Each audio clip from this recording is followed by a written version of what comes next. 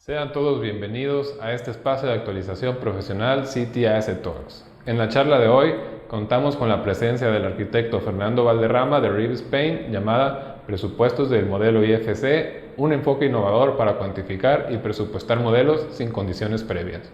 Descubre todos los beneficios de utilizar Presto como herramienta de presupuestos. Bienvenido, arquitecto. Muchas gracias. Saludos desde España. Aquí son las 6 de la tarde.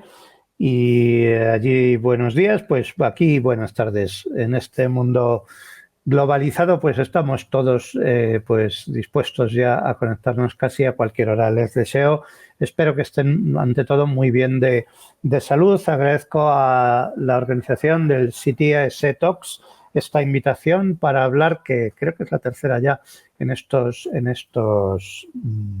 congresos. Vamos a compartir la pantalla. Vamos a ver si lo tenemos aquí. Creo que sí. Y bueno, pues vamos a ver lo que el objetivo de esta presentación que tiene que ver con la medición de modelos IFC. Pero según lo estaba preparando, pues iba viendo cómo bueno, primero voy a presentar nuestra empresa. Para los que no nos conozcan, somos los autores de Presto y ahora RIB Spain es parte de RIB Software, que es el autor de i2, M2, y a su vez somos parte del grupo Schneider Electric. Y esta es mi presentación. Llevo pues muchos años trabajando en la informática para arquitectura desde diferentes puntos de vista y en la docencia. Bien, decía que para ver qué es un presupuesto BIM o IFC, pues he pensado que había que empezar a replantearse de vez en cuando, es bueno, qué es un presupuesto, un poco desde cero, a ver qué es lo que estamos haciendo. Vamos a empezar diciendo que un presupuesto BIM pues se parece mucho a un presupuesto no BIM, es decir, el objetivo es el mismo, aunque los medios varíen.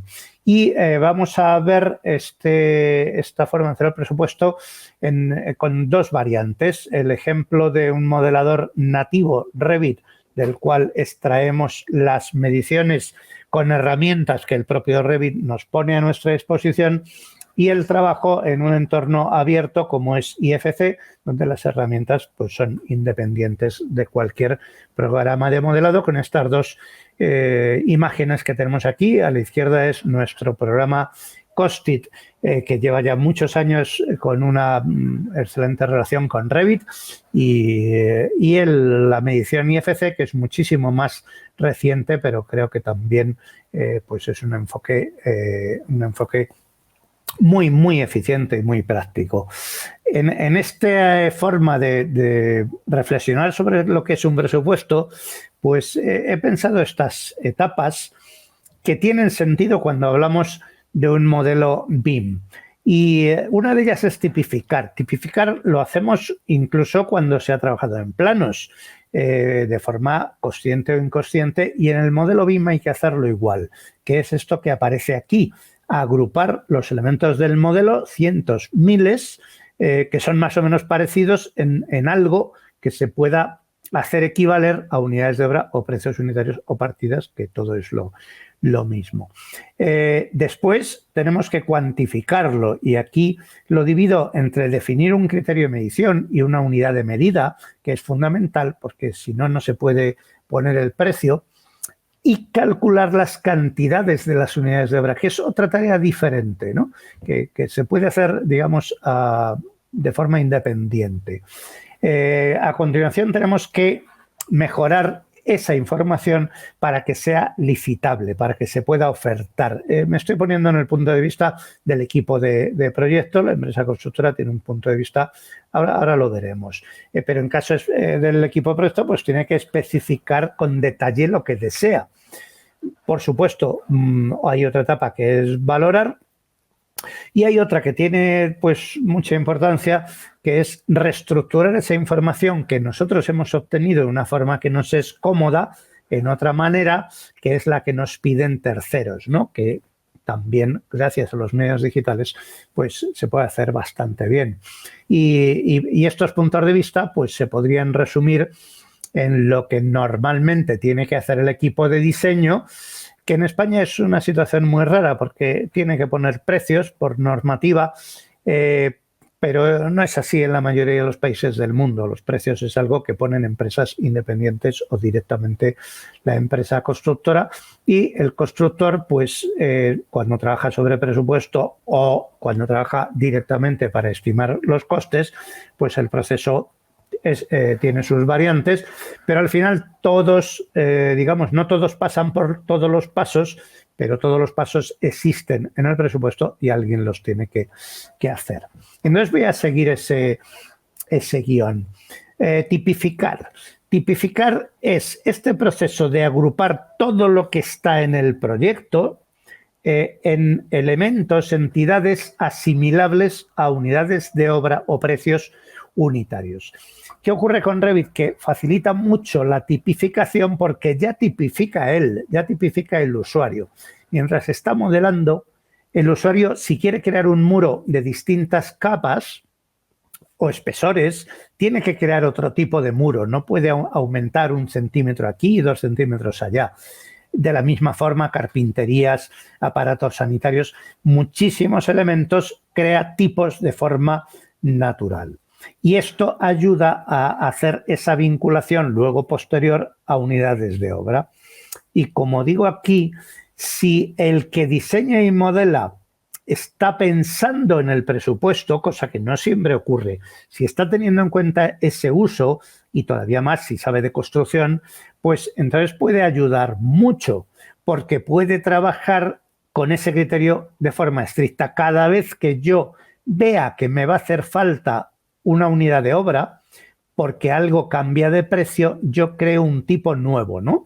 Por ejemplo, yo podría hacer cerramientos de 10 centímetros en el mismo tipo Revit, pero si sé que uno lleva un aislamiento de sonido u otra característica diferente, aunque tenga el mismo espesor, pues yo creo otro tipo y luego será mucho más fácil el proceso de medición.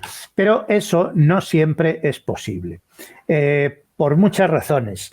En el caso de las instalaciones es fácil verlo, porque en Revit las tuberías, por ejemplo, las bandejas de cables, el mismo tipo sirve para distintos tamaños. Así que el criterio anterior no es útil porque, evidentemente, una tubería de 10 no vale lo mismo que una de 100. Así que, aunque es el mismo tipo, hay que separarlo de alguna manera. Pero también a veces, y esto es interesante, pues elementos que son idénticos desde el punto de vista de la especificación interna, hay que separarlos por el proceso de construcción o merece la pena. Y esto no es una regla fija. Un caso muy claro que se presenta como ejemplo y no tiene una solución fija o única, es un falso techo, un techo técnico que debajo tiene un suelo a una altura de un piso de 3 metros, pero en otras zonas tiene el suelo a 12 metros de altura. Entonces, desde el punto de vista del diseño, esa unidad de obra es única. El falso techo es el mismo, pero pudiera ser que nos interesara separarlo en unidades de obra distintas porque el proceso de construcción es diferente. Y esto no tiene una respuesta cerrada. Un equipo de diseño podría perfectamente usar una unidad de obra única, porque lo que le interesa es la entidad en sí. Mientras que el contratista, según lo ve, pues va a pensar que tiene que ofertar 2 precios o un precio promedio, ¿no? Bien, ¿y para eso qué usamos? Pues filtros, parámetros en base a parámetros de elemento o expresiones más complejas. Es decir, podemos decir, si la altura es mayor que 3 y el nivel es igual a planta primera, entonces la unidad de obra es esta. Y si no, pues la unidad de obra es otra. En la medida en que hagamos condiciones más complicadas, el usuario tendrá que ser más avanzado, pero en la medida en que le funcione el criterio básico de tipos y unidades de obra, pues el usuario no necesita un conocimiento tan profundo del programa, ¿no? ¿Qué ocurre en IFC? En IFC nos encontramos un problema, que es que los elementos de un archivo IFC están organizados en clases. Hay una clase puertas y hay una clase muros. Pero dentro de esas clases, en general, habitualmente, no están tipificados. Es decir, no están agrupados o separados por elementos iguales. Por lo tanto, si vinieran, porque venir pueden, es decir, hay campos y propiedades, pero no es habitual. Entonces, ¿qué es lo que hay que hacer? Pues el responsable de la medición tiene que ir decidiendo sobre esa lista de elementos cómo agruparlos. Y esto no tiene una solución única. Es decir, cuando yo me encuentro con una lista, pongamos de 2000 puertas, que es perfectamente posible en un edificio no muy grande, la pregunta es cuántas de esas puertas son iguales y cuántas son distintas. Me parece que tengo aquí ese caso, ¿no? Pero, es decir, antes de verlo con detalle, esa persona que hace la medición o el presupuesto, a mí me gusta más decir el responsable del coste, tiene que ir decidiendo cómo se agrupan en este caso particular, porque cada proyecto, cada entorno, pues es diferente, puede ser diferente promotor, público, privado, muchas razones por las cuales no hay una solución única. Y entonces estas decisiones de agrupación que aportan valor al proyecto en el sentido de que no son rutinarias, es decir, mejoran ese proyecto si están bien tomadas, y no vienen del modelo. Solo vendrían del modelo, solo estaría esa agrupación hecha correcta si él o alguien que tenga su rol, o sea, él, las hubiera puesto primero en el modelo. Es decir, el equipo de diseño normalmente, vamos, en general, necesita el apoyo de un responsable del coste, que es el que es capaz de hacer esta agrupación, excepto en casos triviales, evidentemente, ¿no? Ahora veremos el ejemplo de las puertas. Y es el mismo proceso que se ha hecho siempre a mano, ¿no? ¿Qué ocurre con un ejemplo que me gustaría hacerlo en directo, pero por razones de tiempo, pues vamos a tener que verlo así, en la pantalla fija, ¿no? ¿Qué ocurre cuando yo mido un modelo IFC y abro la clase de puertas?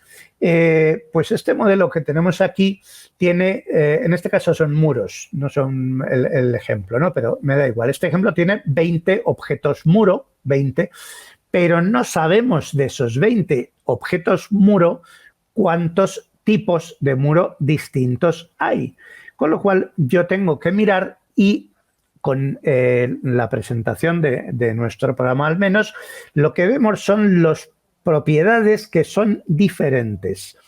Por ejemplo, aquí, y la captura no la he hecho con especial cuidado, pues buscaríamos seguramente el espesor. Y entonces aquí tenemos un espesor, width, y hay 4 espesores distintos, 0,1, 0,2, 0,325 y 0,4, o sea, 10, 20, 32 y 40 centímetros de espesor. Claro, al menos tenemos 4 tipos de muro, eso está claro, pero ¿habrá más tipos de muro? Es decir, ¿habrá muros que siendo del mismo espesor, como 0,40 o 0,10, tengan alguna otra propiedad que me obligue a crear un nuevo precio unitario, una nueva unidad de obra? Pues ahí está la potencia de un sistema como este.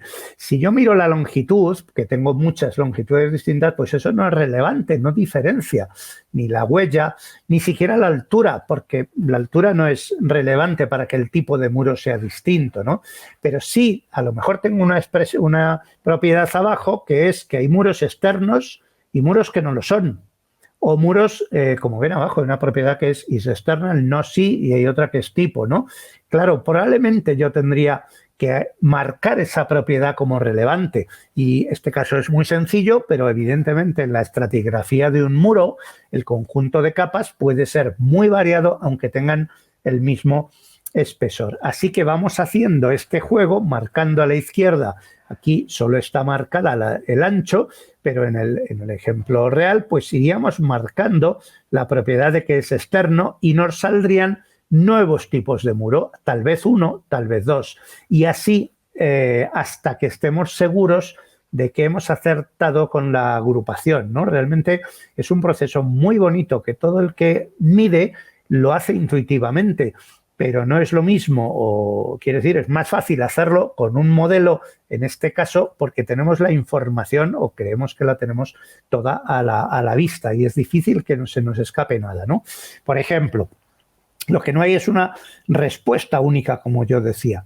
Por ejemplo, si tenemos puertas, pues las puertas son distintas desde el punto de vista del presupuesto por el color de la pintura, pues en el mundo tradicional no lo son, excepto que unas sean lacadas y otras pintadas. A lo mejor tampoco lo son porque la puerta es la misma, pero luego el acabado es distinto.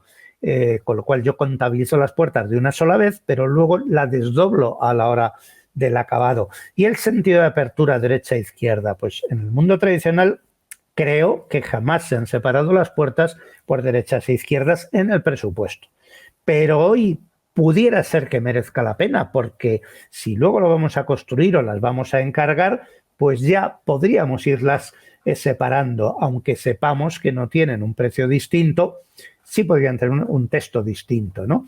Y el ejemplo del falso techo, del muro que hemos puesto antes, son ejemplos en los que hay que introducir el conocimiento de la construcción y los procedimientos añadidos al diseño intrínseco, ¿no? Es decir, un falso techo en sí, un objeto falso techo de librería, no puede llevar dentro la propiedad de la altura del suelo porque no se conoce cuando el falso techo todavía no se ha puesto en el modelo, ¿no?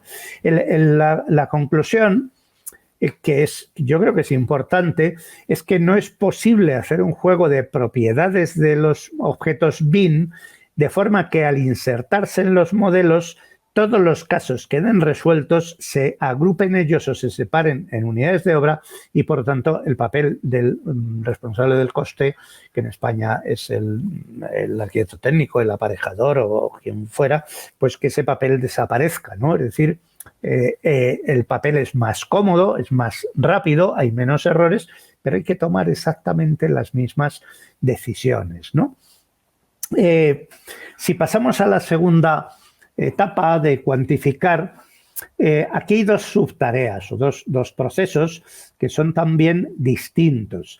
El primero es determinar algo tan claro como la unidad de medida para que alguien pueda poner el precio posteriormente, y la unidad de medida y el criterio de medición tampoco son siempre triviales, ¿no?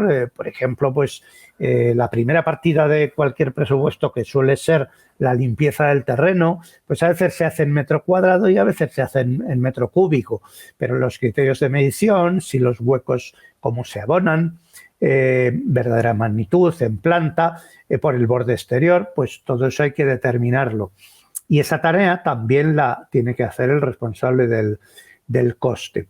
En cuanto a las cantidades, a lo que es la pura medición o cuantificación, es fundamental ver que el modelo, si es Revit o el modelo IFC, debe contener las cantidades que tienen que ser usadas en la medición. Deben ser propiedades o parámetros. Es decir, si hay, por ejemplo, armaduras de hierro dobladas, pues como es típico, en forma de patilla o de gancho, con la forma que sea, en el modelo tiene que estar la longitud puesta como una propiedad, no digamos el diámetro, es evidente, ¿no? Si hay muros, tiene que estar la superficie neta o bruta, la que uno quiera usar. Las piezas tienen que tener su volumen, es decir, eso tiene que venir en el modelo IFC. No tiene sentido hacer un proceso posterior para localizar superficies o dimensiones o longitudes. Primero, porque podría tener errores, pero segundo, porque sería muy manual o muy pesado, ¿no? El tener que ir al modelo volviendo a medir, marcando esquinas de aquí a aquí, de aquí a allá. Eso no tiene sentido, ¿no? Por lo tanto, es una tarea que debe venir realizada y en el modelo IFC, al medirlo, simplemente se elige, como vemos aquí abajo, las propiedades que queremos. Yo quiero medir este muro Pues por perímetro o por área o por longitud nominal, que a lo mejor no es la misma que la longitud real o bruta o neta, o la sección transversal multiplicada por la longitud o el volumen neto. Todo esto que tenemos aquí, el usuario lo selecciona y en cada caso va tomando él la decisión de cuál es esa propiedad que necesita, de manera que una vez definida la configuración, el proceso ya es completamente automático, ¿no? Una siguiente consideración que también tiene que ver con ideas que a veces se han difundido sobre el BIM es que no sirve o no es útil que las cantidades que ponemos se puedan medir en el modelo con toda precisión gracias a las rutinas de geometría que están incorporadas, pero luego no se puedan medir fácilmente en la obra o sean inviables. Y aquí tengo dos casos que creo que son muy claros. Si nosotros vamos a medir y abonar la pintura de perfiles de acero, que puede ser típicamente una pintura anti-incendios, ¿no? Intumescente, por ejemplo, pues en el modelo es muy fácil medirla por superficie pintada porque seguro que el modelo tiene el área, la superficie de los perfiles, ¿no? La superficie envolvente. Pero luego no podemos abonarla así porque en obra pues, es muy complicado medir la superficie o medir las piezas y luego transformarlas en superficie. No tiene sentido. Las piezas seguramente es muy fácil medirlas y abonarlas por peso de pieza pintada o por longitud de pieza pintada, que es mucho más fácil de comprobar, exactamente igual que la propia pieza. Es decir, es mucho más fácil medir longitud de perfiles que medir pesos o que medir volúmenes o algo así, ¿no? Exactamente igual si el cerramiento se va a medir en obra, lo que llamamos en España cinta corrida, es decir, la longitud en planta multiplicada por la altura promedio, ¿no? Sin descontar huecos o mochetas o variaciones, pues no pasa nada porque se mide y presupueste de la misma manera por longitud. Esto, digamos que ha sido duro de admitir cuando se trabaja con BIM, porque parece que el BIM tiene que llevar a la exactitud científica, ¿no? Pero el BIM no tiene que añadir complicación a los profesionales. No se trata de ser más BIM, se trata de hacer un proyecto mejor y trabajar con más comodidad. Y por lo tanto no hay que, como dirían los norteamericanos de Estados Unidos de América del Norte, no hay que dispararse en el pie. Es decir, tenemos que añadir, tenemos que hacer que esto sea más fácil, no más complicado que antes. Sería un error terrible que el trabajo con BIM sea más complicado. De hecho, lo es porque modelar es más complejo que dibujar, pero no lo hagamos artificialmente más complicado, ¿no? Bueno, aquí a la derecha tenemos un ejemplo de un presupuesto tal y como se extrae de las mediciones, tal y como se extraen del modelo IFC, las unidades de obra, que ya hemos añadido una información que es la que ahora contaré, pero quiero que se fijen pues en esa lista precisa de las mediciones de la pieza con sus dimensiones, con sus áreas, sus cantidades.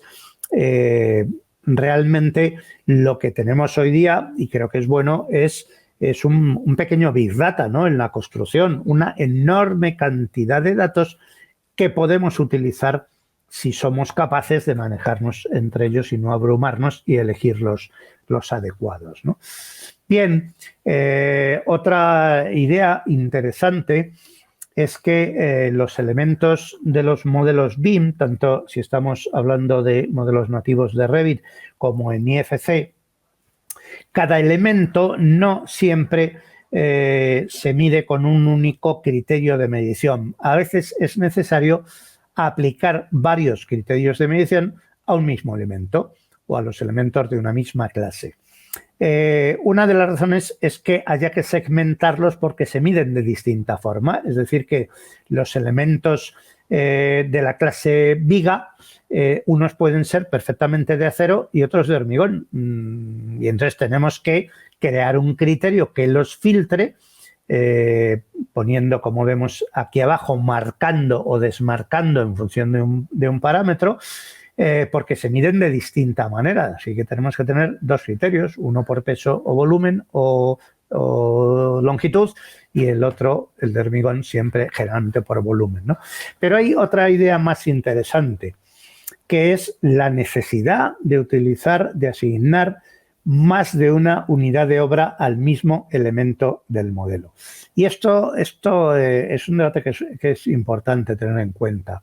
El ejemplo más sencillo es una pieza en la que yo le tengo que asignar 3 unidades de obra, el encofrado, el armado y el hormigonado, porque yo haya decidido que tienen que tener 3 precios. No siempre es así, se puede perfectamente abonar una pieza de hormigón solo por volumen, incluyendo todo. Pero muchas veces, sobre todo en obra importante, obra civil, se separan los valores, encofrado, armado y hormigonado. Claro, ¿es necesario modelar todo eso para que se pueda medir, presupuestar y abonar? Pues si podemos asignar varias unidades de obra al mismo elemento, que además se miden con distintos criterios de medición, metros cuadrados, kilos, en este caso, metros cuadrados, kilos y volumen, ¿no? Y metros cúbicos.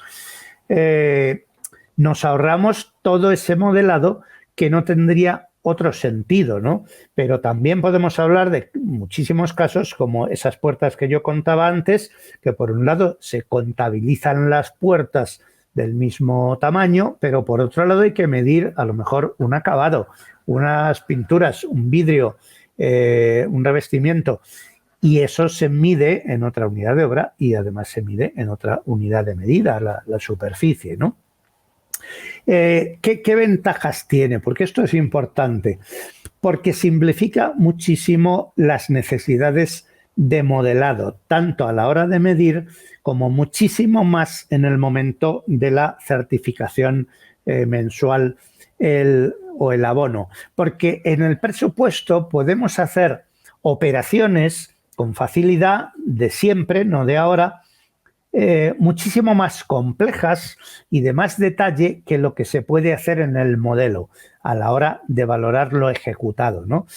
Pongamos un caso que es un caso completamente real en el que tenemos un pilote que tiene su excavación y tiene una armadura y luego tiene un hormigonado y luego tiene un descabezado del encepado, ¿no?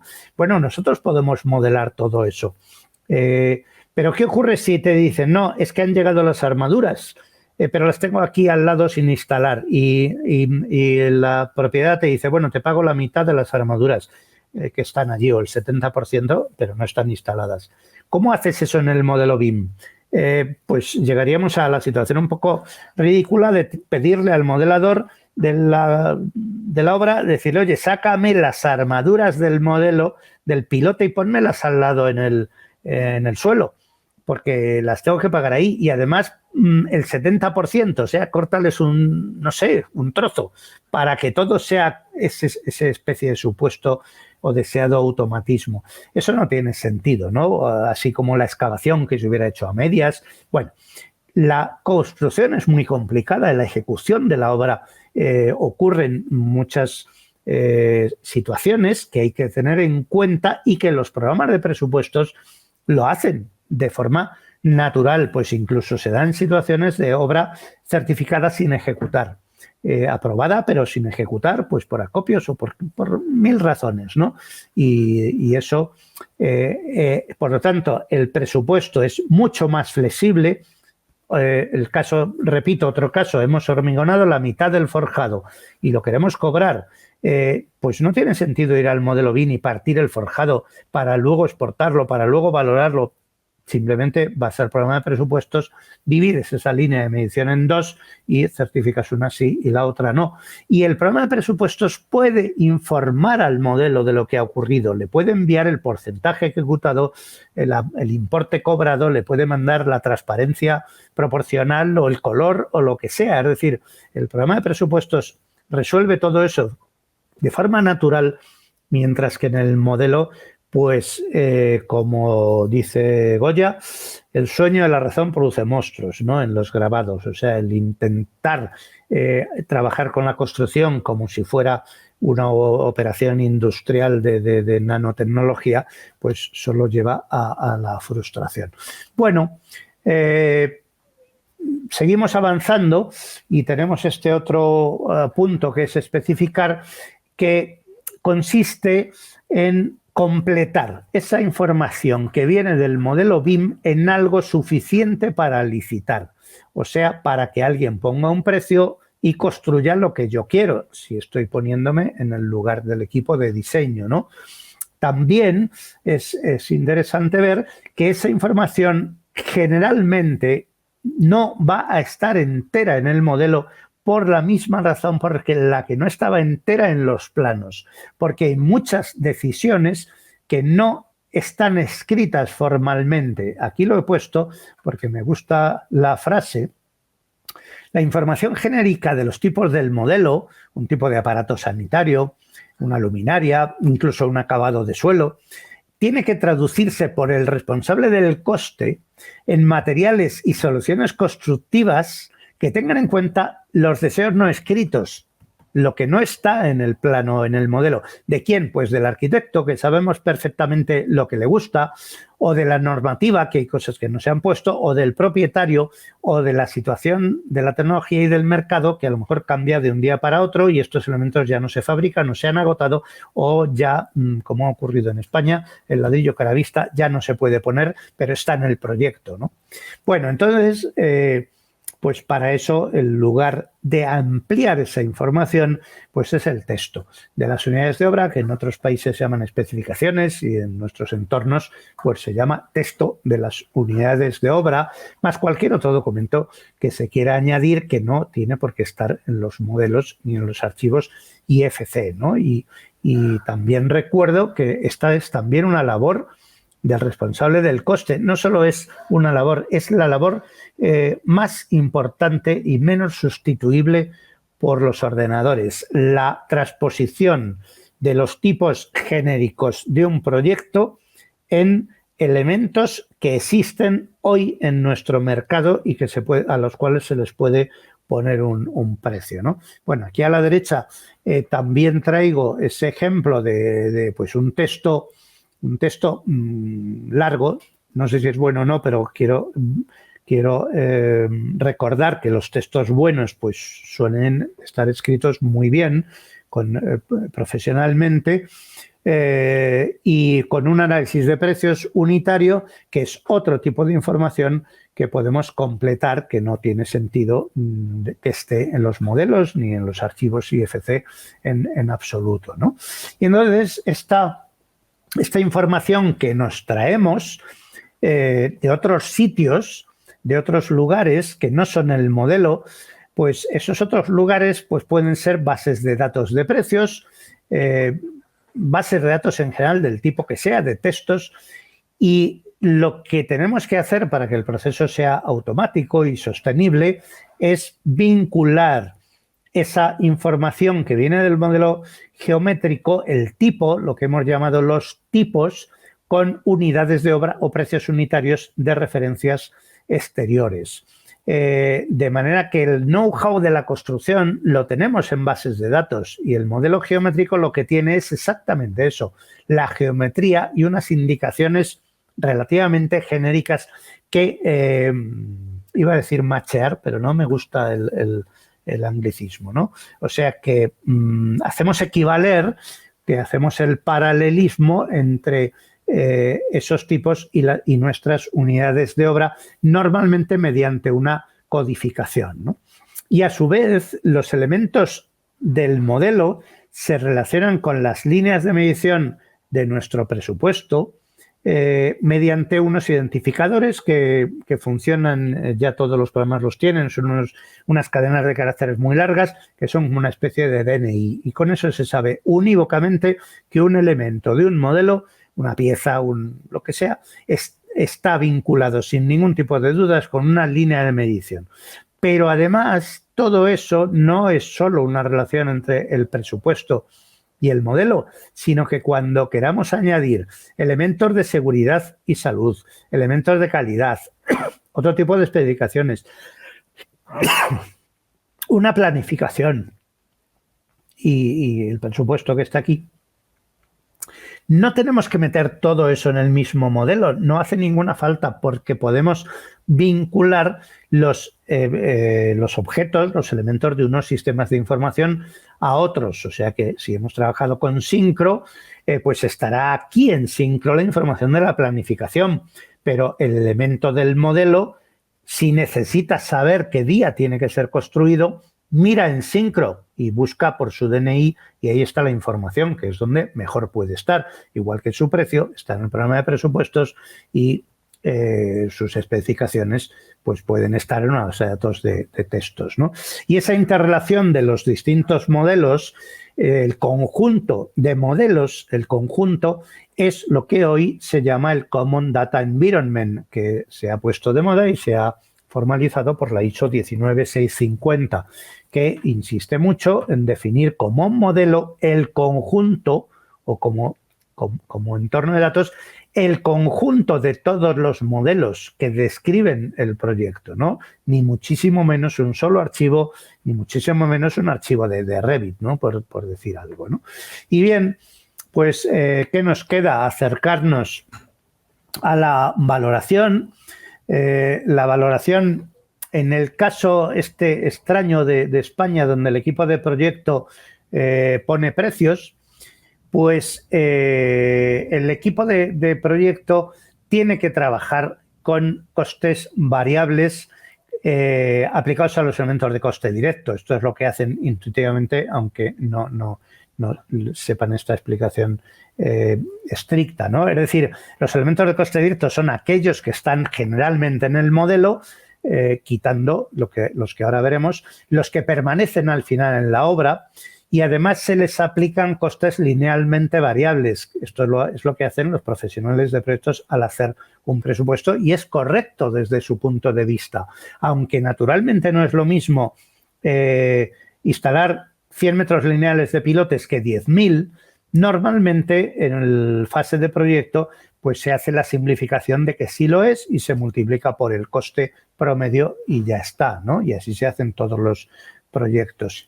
En el caso de la empresa constructora, pues se complica un poco más porque tiene que trabajar muchos elementos que no vienen del modelo BIM, pues los distintos tipos, que a mí me gusta mucho la nomenclatura inglesa en este caso, porque son mucho más claros y más uniformes que las nomenclaturas españolas y de nuestro entorno, que son los costes indirectos, site overhead, se entiende mucho mejor, gastos generales, home overhead, y risk and profit, que se entiende mucho mejor que beneficio, es muchísimo más correcto, porque el beneficio parece que es que se lo lleva todo el constructor, cuando en realidad cubre dos aspectos distintos, el riesgo y el beneficio. Lo que no es riesgo es beneficio, lo que no es beneficio lo ha perdido, ¿no?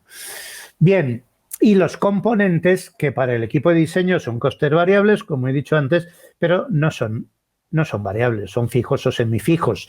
En el caso de los pilotes, pues el contratista evidentemente va a calcular lo que le cuesta llevar la maquinaria y desmontarla, o si instala una planta de hormigonado, y luego calculará globalmente el coste, no de forma variable, que es también una terminología inglesa que me gusta mucho, que es la de first principles, es decir, cuando se hace desde globalmente la operación, no de forma independiente objeto a objeto, ¿no?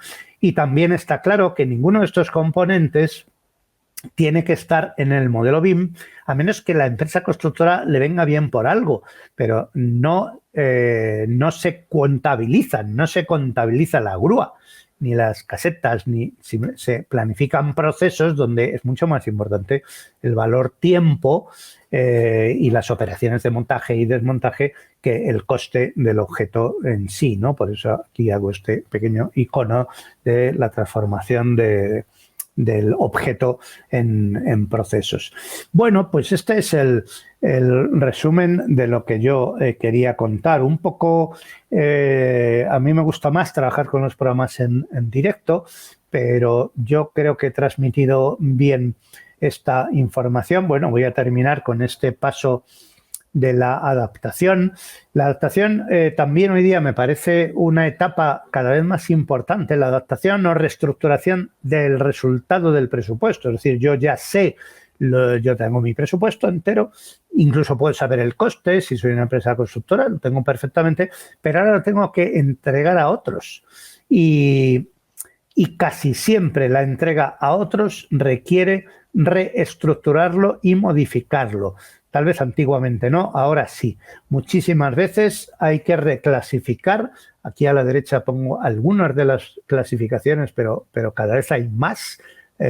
Cada mes al menos aparece una clasificación nueva en el mundo BIM y cada vez pues te piden que lo reclasifiques porque tú lo has hecho en un sistema de oficios que es el que a ti te viene bien y resulta que lo tienes que entregar con Uniformat o con Uniclass o con pues cualquier otro sistema porque tu cliente le viene bien otro sistema o porque el BIM Manager pues lo ha dado en un máster y le gusta exigirlo, ¿no? Pues esos sistemas de reclasificación, afortunadamente con los ordenadores, los hacen de forma enormemente automática, porque si algo hace bien un ordenador es ordenar, ¿no? y reordenar. Pero luego también, evidentemente, en el caso de la constructora que hace su estimación de coste, tiene que transformar esa estimación en el documento, en términos del documento que tiene que ofertar, del presupuesto recibido, que muchas veces no tiene una transposición directa. Es decir, pues ese coste que ha obtenido de la planta de hormigonado o del pilotaje o de lo que sea, pues lo tiene que transformar como si fueran costes variables para asignar precios unitarios. Siempre que se trabaje en el sistema tradicional de precio unitario, ¿no? Si estamos hablando de llaves en mano y precios cerrados, pues seguramente es otra manera, ¿no? Y cualquier otra operación de este estilo de adaptación o de impresión o de cambio de formato, pues cuántas veces hay que hacer formatos especiales de impresión para un ayuntamiento, para una entidad pública o para un promotor, ¿no? Bueno, el ordenador también ayuda mucho a hacer todo eso. Tengo todavía una transparencia bonus que añado aquí, que es recordar que el BIM no evita los errores. Un modelo BIM puede tener errores y los va a tener. Errores que afecten al coste. No digo errores intencionados o no intencionados, digo pues faltas de correspondencia entre el proyecto, entre elementos internos del proyecto o del proyecto con la realidad. Entonces, el elemento más habitual, el error más habitual es que los textos que definen un tipo o un elemento del modelo, el texto, el nombre, el resumen o la propiedad, el ancho, el alto, la propiedad escrita que pone allí, sea diferente del modelo geométrico, de la realidad geométrica. Y aquí les dejo un caso que me resulta muy interesante. La cimentación de la vivienda unifamiliar de Revit, cualquiera de ustedes que haya abierto Revit ha visto este proyecto de vivienda unifamiliar que lleva años circulando por el mundo y estos pilotes tienen un diámetro diferente completamente de lo que pone en su tipo. Se lo dejo para que lo miren. Claro, esto, ¿qué ocurre? Cuando alguien va a medir esta cimentación, una cimentación así, pues, ¿qué tiene que hacer? Pues tiene que aplicar su profesionalidad como en la vida real anterior a ver si realmente hay errores de este estilo. O sea que aunque mida automáticamente el pilote, pues va a tener dos mediciones o dos datos distintos. Uno, el volumen de hormigón, si es que lo mide por volumen, y otra, la especificación escrita. Si él pide en el presupuesto la especificación escrita, se va a encontrar, en este caso vamos a tener suerte y la especificación escrita es a mayores, o sea, es mayor que la geometría, pero podría ser al revés. En todo caso, es un problema evidente y un problema que no tiene ninguna solución automática fácil. No hay ninguna manera en la que se puede pasar un análisis que nos detecte este tipo de diferencias. También puede ser un aparato sanitario, una ducha de 70 que está modelada de 60 y por lo tanto, si te fías, no ya que presupuestes mal, sino que si la compras, el día que llega a obra no cabe en el hueco, ¿no? Se imaginan ese problema, ¿no? Es perfectamente posible, no hay ningún problema en tomar un aparato sanitario que mide 70 y rotularlo y decir que mide 80.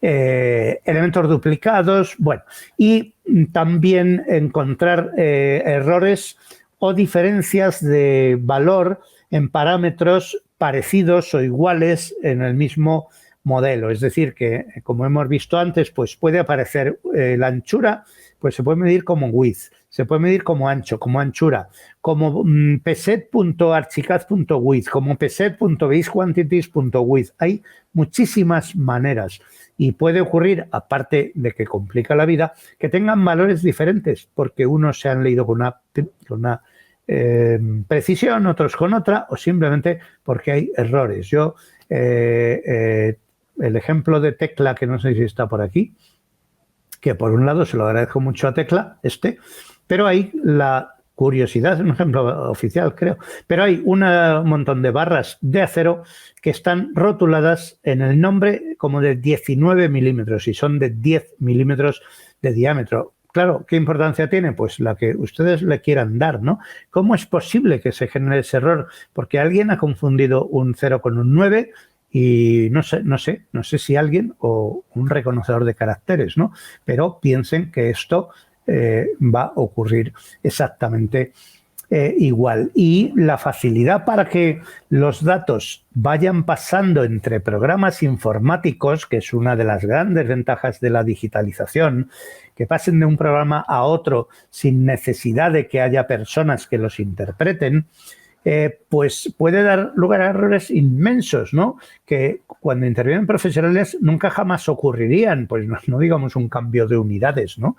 Erróneas, como la sonda de Marte que se perdió en el hiperespacio porque se mezclaban unidades imperiales con sistema métrico.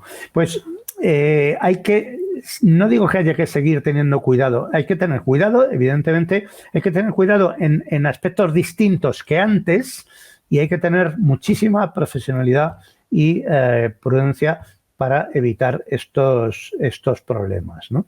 Y por último, pues para concluir, pues que no hay ninguna duda de que el BIM mejora la calidad de la construcción en todo lo que, la proporción que queramos, no siempre, no desde el primer día, pero que es un paso espectacular, un paso que yo, que llevo unos cuantos años, pues la verdad pensaba que se podía haber hecho hace muchísimos años, porque había software para hacerlo, pues estaba Archicad, estaba Allplan, había otros programas, pero bueno, pues ya es hora, ¿no? de que lleguemos a esa situación y que lo que realmente facilita es el intercambio de información y la colaboración entre los agentes. Si intercambiamos información sin colaborar, pues estaremos un poco otra vez en la etapa de AutoCAD, que cualquiera podía entregar su DWG a cualquier otro porque el sistema lo entendía cualquiera, es decir, el DWG era súper universal. Eso no quiere decir que se hiciera, ¿no? O sea que el hecho de que exista una tecnología o un formato de intercambio no garantiza en absoluto que se utilice adecuadamente. Y este intercambio, que simplifica muchísimas tareas rutinarias, y la tarea de las mediciones como cuantificación es lo más rutinario del mundo, no elimina de ninguna manera el trabajo de los profesionales que aporta valor al proyecto, que no se va a sustituir en muchísimos años ni por algoritmos, ni por la inteligencia artificial, ni por nada. Todas estas tareas que hemos visto hoy, he intentado discriminar aquellas que sí pueden ser automatizadas y todas esas otras que se benefician de la digitalización, pero de ninguna manera se puede sustituir a los profesionales. Termino con esta imagen que me gusta, de una manifestación del sector de la construcción, creo que es en Italia, donde están representados todos los colores. Los cascos tienen un significado que muchas veces no se usa, pero en obra, pues el blanco era la dirección de obra y hay significados tradicionales que he querido representar con estos colores para que recordemos que todo esto, a donde nos tiene que hacer llegar es a la colaboración entre los distintos agentes, a una mayor transparencia en el flujo de información y en realidad un mayor respeto por todos los que trabajamos en los distintos sectores de la construcción. Espero que les haya resultado interesante. Les doy las gracias por la atención y a la organización por haber modificado el horario de esta conferencia, porque se lo he pedido. Y aquí tienen mi correo y la página web donde hay muchísima información sobre todo esto que les he contado, notas técnicas, vídeos y muchísima información sobre nuestros programas. Muchas gracias de nuevo y que les vaya muy bien. Muchas gracias, arquitecto. Tengo algunas preguntas de la audiencia. Comienzo con la primera. Muy bien. ¿Es más fácil tipificar en otro software que no sea Revit? No conozco todos los software. Me gustaría poder contestar. En general, Revit es mucho más fácil que los demás porque tomó esa decisión de tipificar como base de su arquitectura, digamos.